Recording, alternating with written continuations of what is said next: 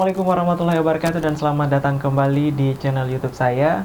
Pada kesempatan kali ini saya mengucapkan selamat dan juga sukses buat teman-teman semua yang lagi berjuang dan mungkin sekarang sementara menunggu jadwal seleksi kompetensi bidang yang sementara disusun oleh Badan Kepegawaian Negara. Dan pada kesempatan kali ini saya akan menepati janji saya, dimana di video pertama saya sekitar bulan Februari kalau nggak salah ya, kemarin saya berjanji untuk memberikan tips dan juga trik buat kalian yang sementara menghadapi SKB atau dalam artian buat kalian yang sudah lolos seleksi kompetensi dasar.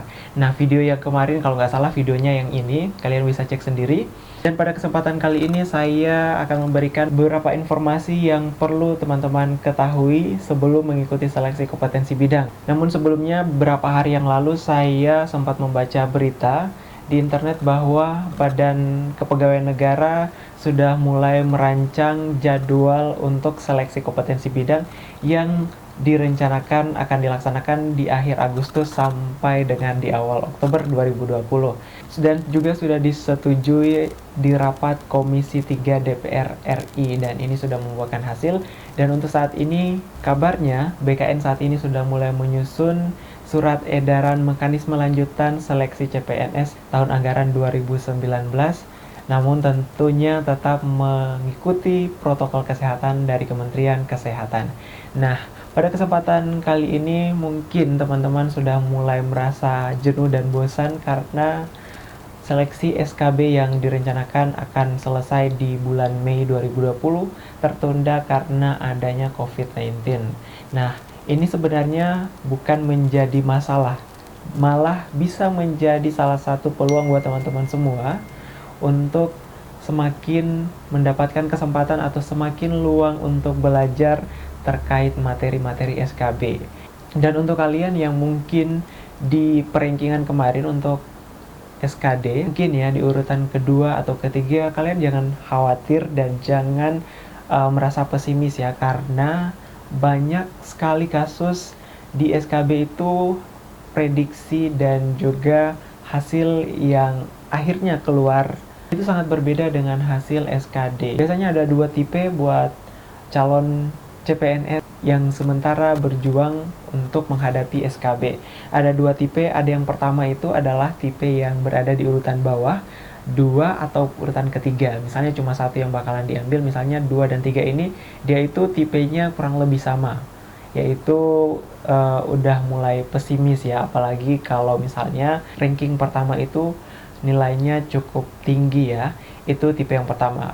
Kemudian ada tipe yang kedua. Tipe kedua itu yang urutan paling tinggi ya, atau posisi paling tinggi saat perankingan. Nah, untuk tipikal yang pertama, teman-teman yang mungkin berada di posisi bawah, itu jangan khawatir ya, karena di SKB ini sangat banyak menyumbang nilai persentase kelulusan buat teman-teman semua. Jadi manfaatkan waktu yang sudah ada. Dengan adanya pandemi COVID-19 ini, teman-teman mungkin bisa semakin banyak dan semakin punya kesempatan yang banyak untuk belajar materi-materi sesuai dengan formasi jabatan yang teman-teman sudah lamar. Nah, di sini teman-teman harus maksimalkan belajarnya. Dan untuk yang tipe kedua, untuk yang peringkatnya paling tinggi biasanya, jangan juga merasa aman ya, karena sebenarnya mempertahankan posisi nomor 1 itu sangat sulit, karena 2 di bawah kamu itu adalah orang yang sementara berjuang, jadi mereka akan berjuang untuk bagaimana caranya bisa mengalahkan posisi kamu. Jadi buat kamu yang sudah di posisi pertama, saya sarankan untuk tetap belajar, tetap maksimalkan seleksi SKB yang di depan mata saat ini, karena SKB itu menyumbang nilai tertinggi untuk persentase kelulusan. Dan banyak sekali kasus di tahun saya, tahun 2018 kemarin, posisi pertama itu biasanya tergeser oleh posisi kedua, bahkan posisi ketiga.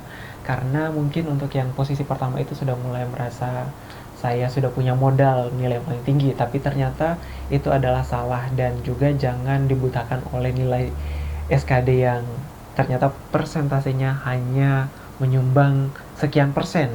Nah, di SKB ini sebenarnya kamu harus berjuang mempertahankan itu. Nah, jadi buat kalian yang mungkin masih bingung, penasaran kira-kira untuk SKB, materi yang perlu saya pelajari itu seperti apa? Buat teman-teman, di sini SKB itu sangat berbeda dengan SKD. Materinya sangat teknis, sesuai dengan jabatan atau formasi yang teman-teman sudah lamar. Misalnya, contoh kasus, teman-teman adalah sarjana kimia, sarjana biologi, atau sarjana teknologi pangan, atau apoteker yang mendaftar di instansi misalnya Badan Pengawas Obat dan Makanan. Nah, di sini walaupun background pendidikan teman-teman misalnya ada yang kimia, ada yang biologi, ada yang teknologi pangan, ada yang apoteker, di sini sebenarnya soal-soal SKB yang bakalan keluar itu tidak serta-merta selalu sesuai dengan background pendidikan teman-teman. Jadi, teman-teman perlu menyesuaikan dengan instansi atau formasi yang teman-teman lamar. Misalnya untuk saya kemarin, di SKB itu malah yang keluar soal-soalnya itu terkait dengan instansi yang saya lamar. Misalnya, peraturan-peraturan yang mendasari terkait organisasi atau tata kelola. Saya melamar sebagai pengawas farmasi makanan ahli pertama. Jadi yang perlu saya pelajari adalah apa itu pengawas farmasi makanan ahli pertama.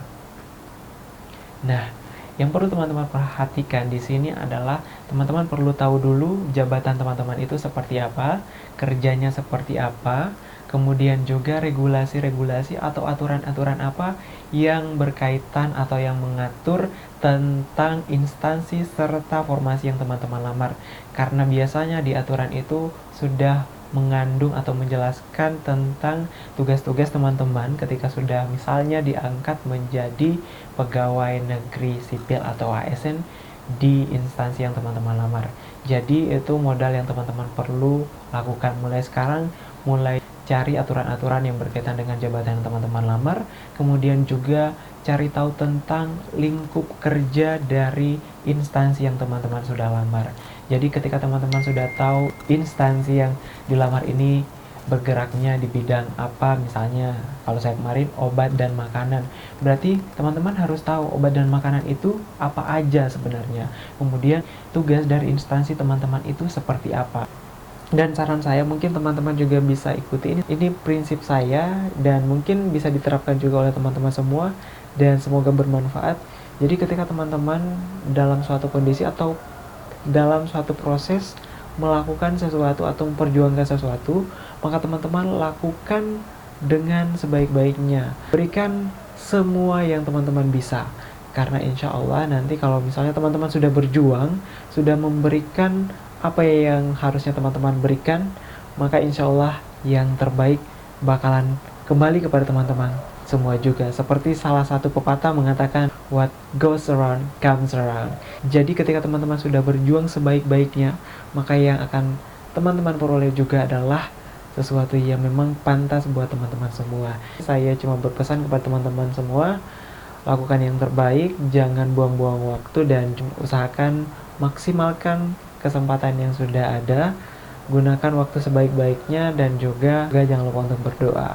Setidaknya kalau teman-teman sudah berusaha, ada kepuasan tersendiri yang teman-teman peroleh.